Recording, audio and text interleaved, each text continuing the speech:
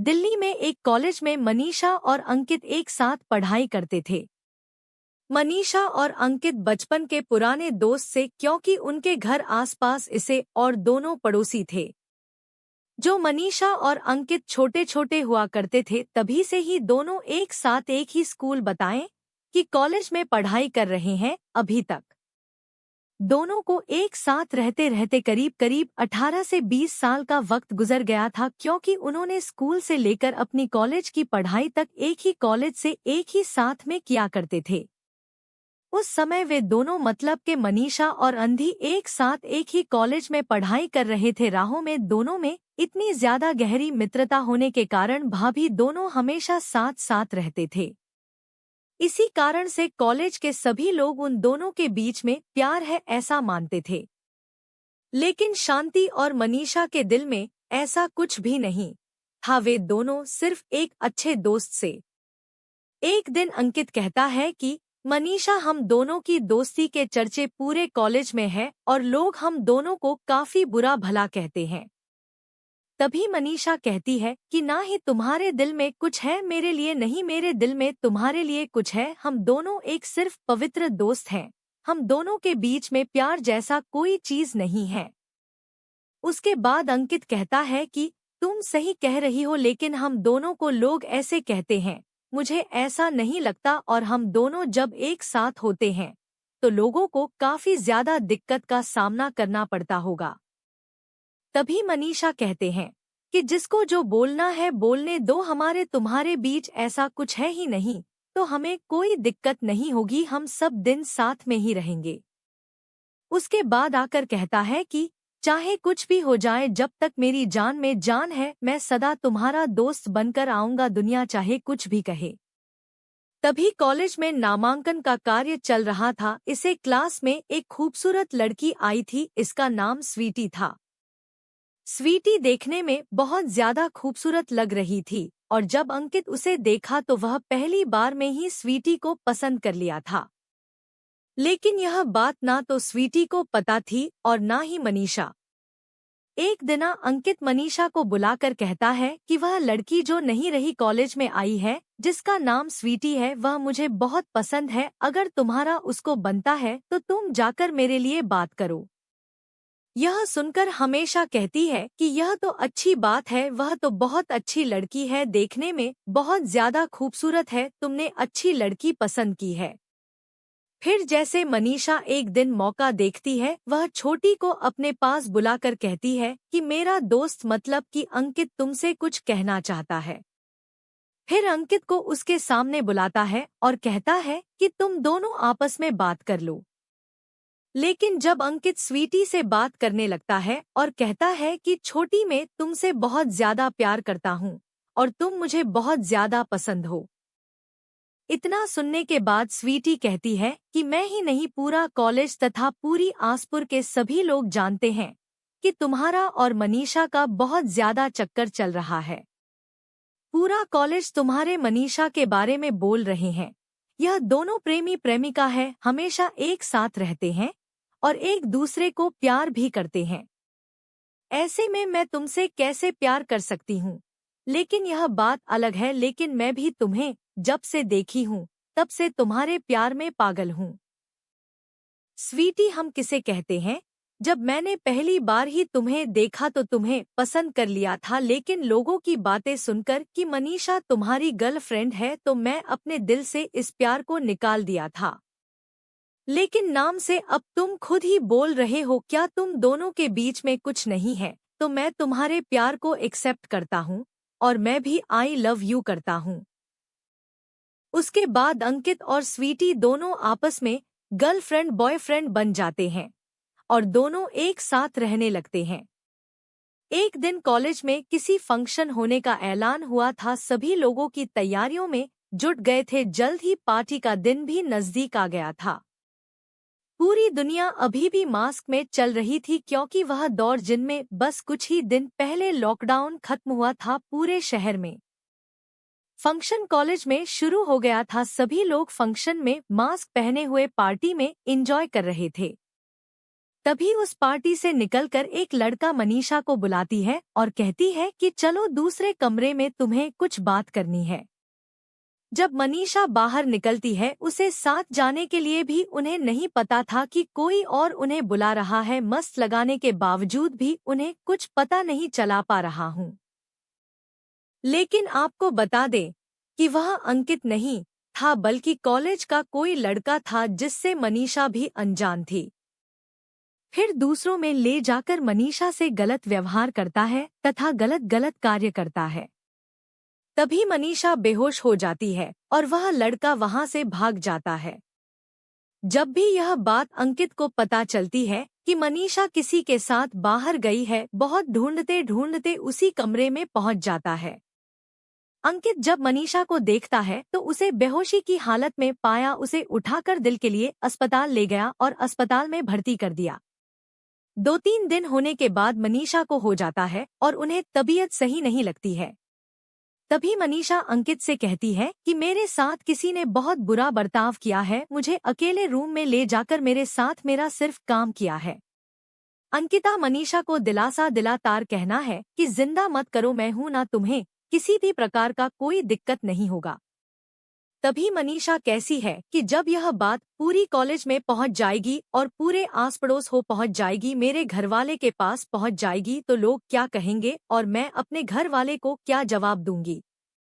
तभी अंकित कहता है कि तुम चिंता मत करो यार, आज हम दोनों के बीच ही रहेगा और मैं कुछ ही दिनों में यह तुम्हारे साथ गलत किया है उसे पकड़ा ही लूंगा। धीरे धीरे समय बीता गया। 2-3 महीने बाद मनीषा को पता चलता है कि वह प्रेग्नेंट है। तभी मनीषा कहती है कि अंकित, अब यह बात मेरी घरवाली सुनेगी तो क्या कहेंगे आप, मुझे जीने का मन नहीं कर रहा है, मुझे मरने का मन कर रहा है। तभी अंकित कहता है कि तुम चिंता मत करो, मैं तुम्हारा सबसे अच्छा दोस्त हूँ और मैंने वादा किया था कि जिंदगी भर तुम्हारा साथ दूंगा। फिर मनीषा को दिलासा देते हुए अंकित कहता है कि कोई बात नहीं है, तुम अपने घर वालों को बता सकती हो कि अंकित ही तुम्हारे बच्चे का बाप है। मनीषा ऐसा ही करती है। धीरे धीरे घरवाले समेत पूरी कॉलेज में पता चल जाता है। जब दोनों कॉलेज जाता है तो लोग देखकर हंसते हैं और कहते हैं कि देखो, दोनों में बहुत ज्यादा पवित्र मित्रता थी, लेकिन दोनों ने एक दूसरे के साथ गलत संबंध बनाकर अपने दोस्त को प्रेग्नेंट कर दिया। इन सभी बातों को सुनकर संगीत को बहुत ज्यादा बुरा लगता था, लेकिन उन्होंने अपने दोस्त है मनीषा से वादा किया था कि उन्हें किसी प्रकार या कोई तकलीफ नहीं होने देगा। जैसे ही समय बीतता गया और मनीषा का बच्चा जब जन्म लिया तो तभी अंकित कहता है कि अब मैं तो पुलिस को बता दूंगा, पुलिस छानबीन करेगी, बच्चा भी पैदा हो गया है, इनका डीएनए और मिलान हो जाएगा। अंकित इस बात को पुलिस को बता देता है। पुलिस अपने स्तर पर छानबीन शुरू कर देती है और असली गुनाहगार का पता लगा लेता है। पुलिस ने कॉलेज की सीसीटीवी फुटेज की मदद से असली गुनाहगार का पता लगा लेता है। वह लड़का उसी कॉलेज का अक्षय नाम का लड़का था। फिर हमेशा के बच्चे पैदा अक्षय का डीएनए मिलाना होता है, दोनों का डीएनए एक जैसा पाया जाता है और असली गुनाहगार को पकड़ लिया जाता है। फिर दोनों के घर वाले को बुलाकर उनकी शादी कराई जाती है और फिर संगीत अपनी जिम्मेवारी से छुटकारा पाता है। यह देखकर मनीषा के घर वाले बता कॉलेज के सभी लड़के लड़कियां अंकिता खूब तारीफ करता है और कहता है कि तुम दोनों को जैसे ही अच्छे दोस्त और सच्चे मित्र थे वैसे ही अभी भी है, हम ही लोगों को गलत पता चल गया था। सच्ची मित्रता तो तुम दोनों के अंदर ही है। भागलपुर नामक शहर में राज अपनी माँ के साथ रहता था। वह बहुत ही ज्यादा नेक दिल इंसान था। एक दिन एक बात है, राज की माँ राज से कहती है कि चलो मार्केट जाना है, मैं अकेले सारा सामान नहीं ला पाऊंगी, ऐसे मत तुम करो, मेरे साथ हो, मुझे सामान लेकर आना। फिर भी राज कहता है कि मेरा मन नहीं है कहीं जाने का, मैं कहीं नहीं जा सकता हूँ, मुझे अकेला छोड़ दो। तभी माँ कहती है कि अगर तुम नहीं जाओगे मार्केट तो मैं तो नाम बाहरी संबंध कैसे लाऊंगी, साथ ही साथ मुझे मेरे शरीर में दर्द भी है, यही समय तुम्हें साथ में ले जाना चाह रही हूँ। काफी देर बीत जाने के बाद राज कहता है कि चलो ठीक है, मैं आपके साथ जाने के लिए तैयार हूँ, परंतु जल्दी सामान खरीद कर जल्दी घर आ जाना है, मार्केट में किसी भी प्रकार का देरी नहीं करना चाहता हूँ मैं। साथ ही साथ मुझे अच्छा नहीं लग रहा है और मैं घर पर ही रहना चाहता हूँ। जैसे ही राज और उसकी माँ मार्केट करनी निकलती है और राज भी साथ साथ जाता है। कुछ दूर जाने के बाद राज के मोबाइल में फोन आता है और राज कहता है कि तुम इतने दिन कहाँ थे, तुम्हारा कभी फोन नहीं आ रहा था, आज अचानक कि मेरा याद आया है रुखसार। इतना कहते हैं राज फोन काट देता है। फिर राज और उसकी माँ शॉपिंग करने लगते हैं। शॉपिंग करते करते राज के सामने में वही लड़के जिन्होंने फोन किया था सामने आ जाती है। राज के सामने रुखसार आने के बाद राज का हाँ भाव ही बदल जाता है, क्योंकि राज पहले से ही उस लड़के से प्यार किया करता था।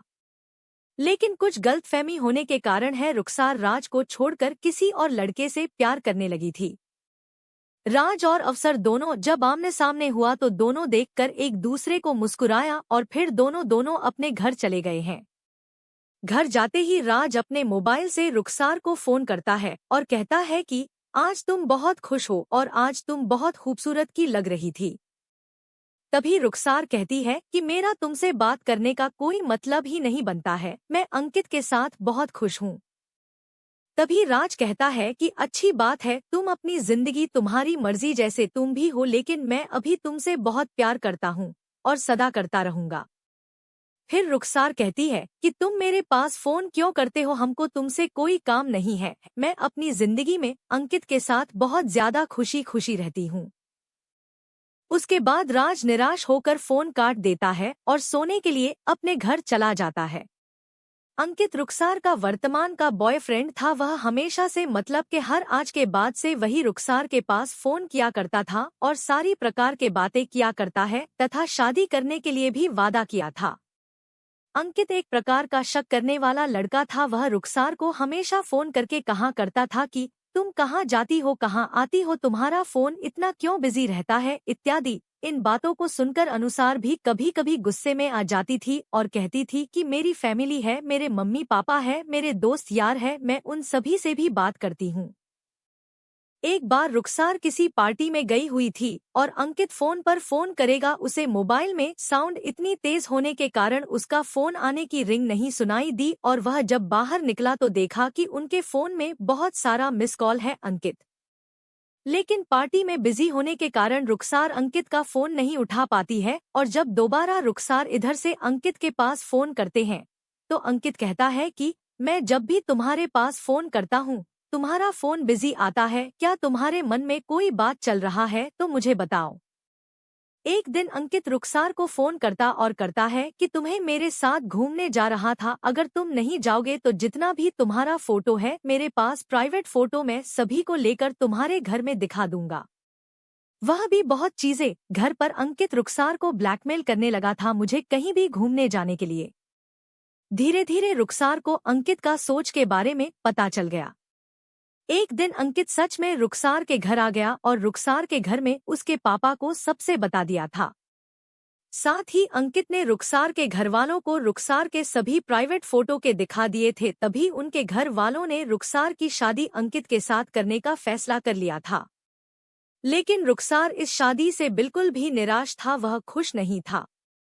वह अपने पिताजी और घरवालों को कहता कि मैं उससे शादी नहीं करूंगी। इससे उसके घरवाले दबाव में डालकर उतार को कहता है कि तुम्हें उससे शादी करनी ही होगी क्योंकि तुम्हारा प्राइवेट फोटो उसके पास है। कभी रुखसार कहती है कि मैं किसी भी कीमत में से शादी नहीं करने वाला हूँ, चाहे जो भी हो जाए। सभी घरवाले कहते हैं कि तुम्हारे सभी प्राइवेट फोटोज के पास है, अगर वह सोशल मीडिया पर लिख कर दिया तो तुम्हारी शादी कहाँ होगी। शादी के लिए रुखसार को अब सभी लोग जबरदस्ती करने लगे थे उसके घर वाले। जब उन दोनों की जबरदस्ती शादी हो रही थी तो रुखसार की सहेली सारी बात जाकर रुखसार की पहली बॉयफ्रेंड को बता देती है। कुछ ही देर बाद राज वही जगह पर पहुंच जाता है और पूछता है ये सब क्या चल रहा है रुखसार के साथ। तभी रुखसार के घरवाले सारी बात राज को बता देती है। लेकिन राज रुखसार से बहुत ही ज्यादा प्यार करता था, इसी कारण से राज तुरंत ही शादी के लिए राजी हो जाता है और कहता है कि अगर कोई नहीं करेगा शादी तो मैं रुखसार से शादी करने के लिए तैयार हूँ। यह सुनकर रुखसार के मंतन में जान आई, वह मुस्कुराई और जल्दी सुजाकर राज से लिपट गई। अब रज भी बहुत खुश था क्योंकि राज ने पुलिस थाना में अंकित के खिलाफ एफआईआर किया था। पुलिस आई और अंकित को पकड़कर लेकर चल गई। फिर उसके बाद से अंकित अब तक जेल में हवा खा रहा था। अब तो रुखसार की शादी भी हो गई थी राज के साथ। अब वो दोनों मजे में अपनी जिंदगी गुजार रहे थे। इसीलिए कहा जाता है कि हमेशा सभी के साथ अच्छा करो, नहीं तो ऊपर वाला किसी के साथ अच्छा करता है, किसी के साथ बुरा करता है। जो जिसके साथ ऐसा करता है उसको वैसा ही मिलता है। उम्मीद है कि आप सभी को हमारे द्वारा जारी किया गया प्यार की कहानी बहुत ज्यादा पसंद आया होगा। अगर यह लव स्टोरी इन हिंदी आपको पसंद आती है तो इसे अपने दोस्तों के साथ जरूर शेयर करें।